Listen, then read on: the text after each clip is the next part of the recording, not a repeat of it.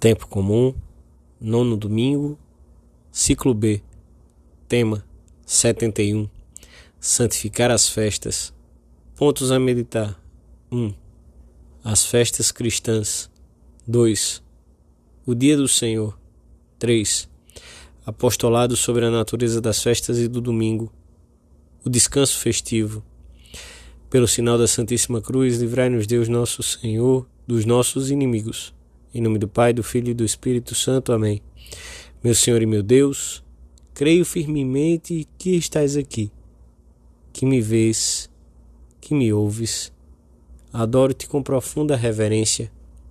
Peço-te perdão dos meus pecados e graça para fazer com fruto este tempo de oração.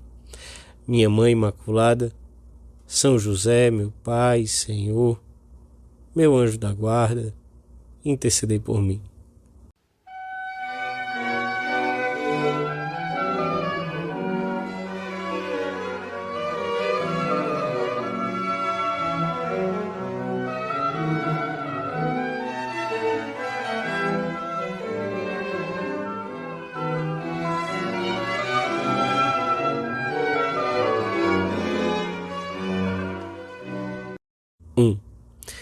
Tal como lemos na primeira leitura da missa, foi o próprio Deus quem instituiu as festas do povo escolhido e quem o instava a observá-las.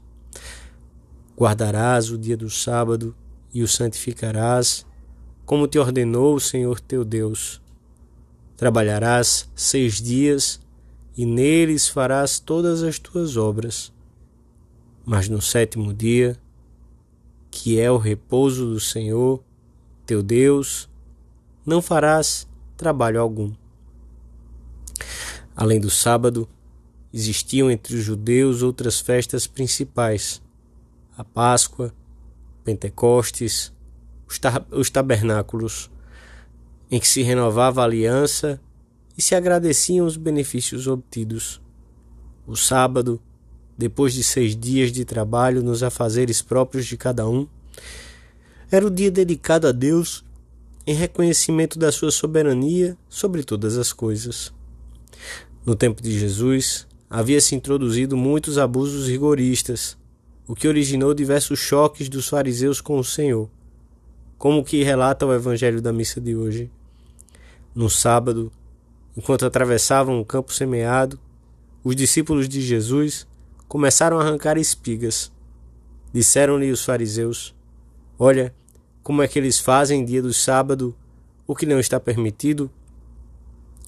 Cristo recorda-lhes que as prescrições sobre o descanso sabático não têm um valor absoluto e que ele, o Messias, é o Senhor do sábado.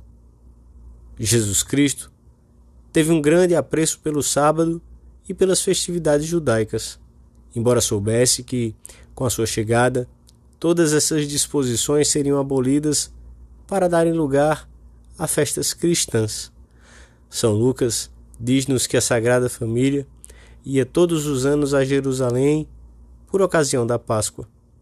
Jesus também celebrou todos os anos essa solenidade com seus discípulos. Vemo-lo, além disso, santificar com a sua presença a alegria de um casamento.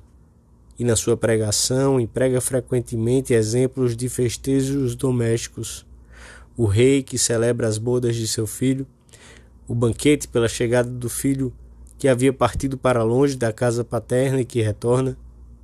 O Evangelho está dominado por uma alegria festiva, sinal de que o noivo, o Messias, se encontra já entre seus amigos.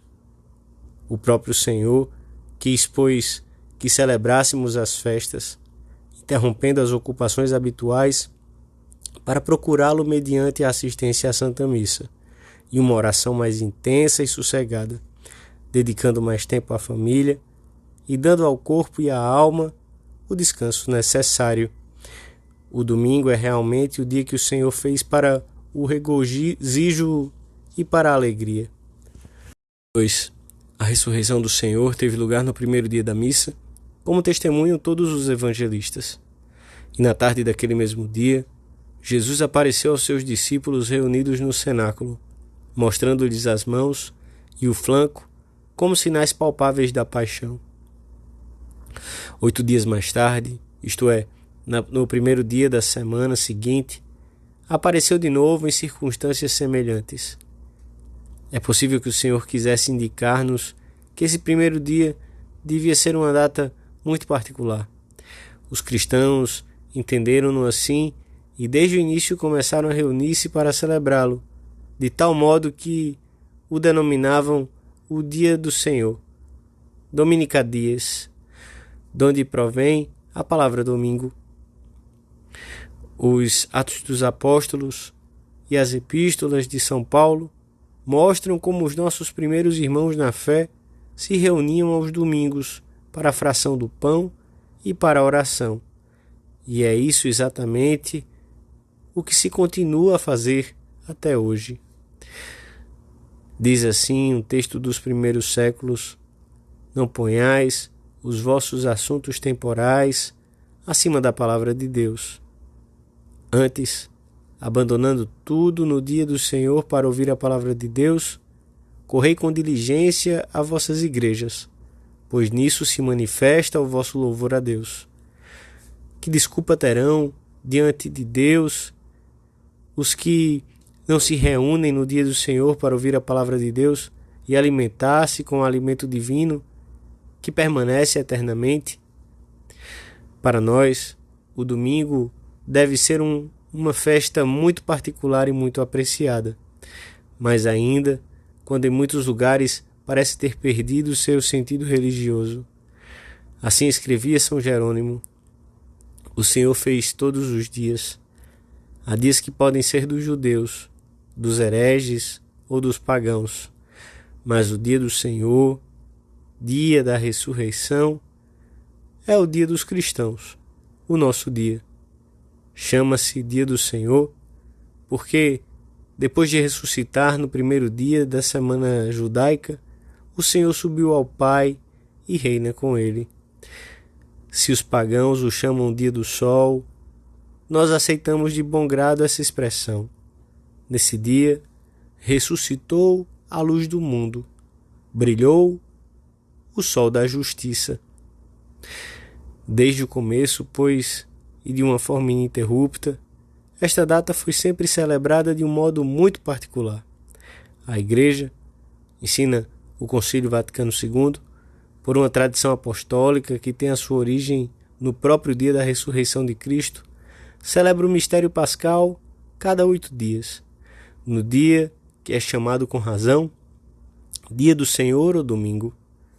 Por isso o domingo deve ser apresentado e inculcado à piedade dos fiéis como festa primordial, de maneira que seja também dia de alegria e de libertação do trabalho.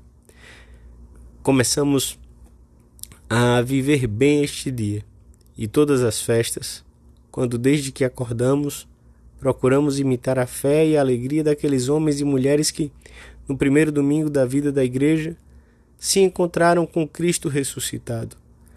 Procuramos então imitar Pedro e João, que correm para o sepulcro, ou Maria Madalena, que reconhece Jesus quando ele a chama pelo nome, ou os discípulos de Emaús, pois é o mesmo Senhor que nós vamos ver.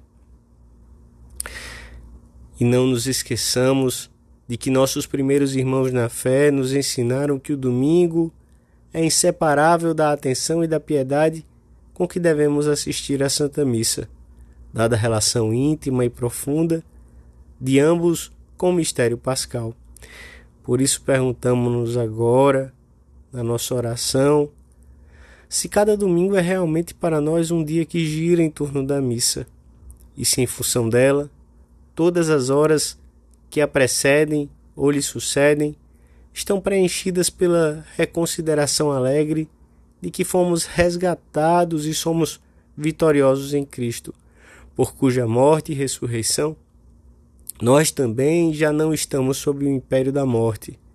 Antes, somos filhos de Deus.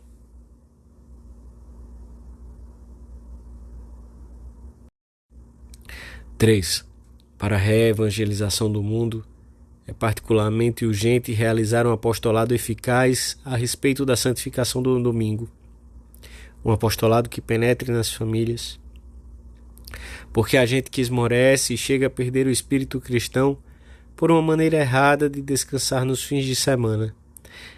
É dever dos cristãos a preocupação de fazer que o domingo se converta novamente no dia do Senhor e que a Santa Missa seja o centro da vida cristã.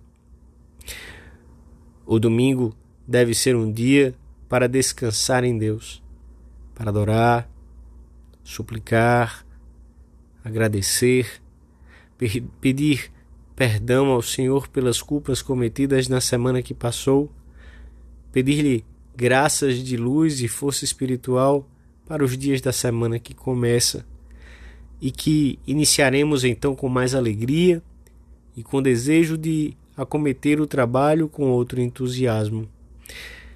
E poderemos então ensinar muitas pessoas a considerar este preceito da Igreja não somente como um dever primário, mas também como um direito, uma necessidade, uma honra, uma sorte a qual um fiel, vivo e inteligente não pode renunciar sem motivos graves. Não se trata apenas de consagrar genericamente o tempo a Deus, pois isso já se contém no primeiro mandamento. O que este preceito tem de específico é que manda reservar um dia preciso para o louvor e o serviço de Deus.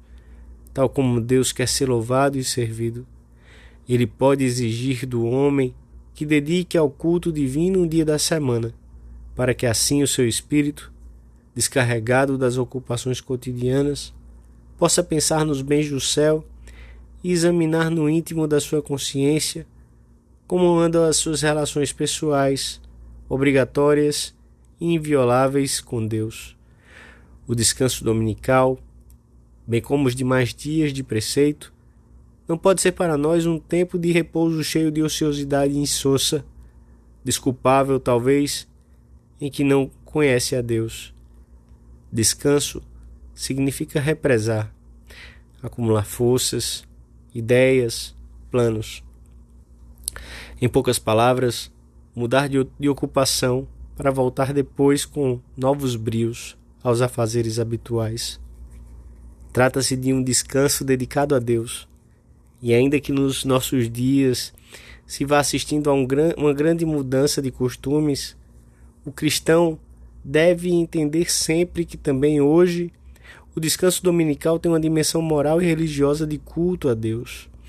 Os domingos e dias de preceito são ocasião para dedicarmos mais tempo à família, aos amigos, aquelas pessoas que o Senhor nos confia.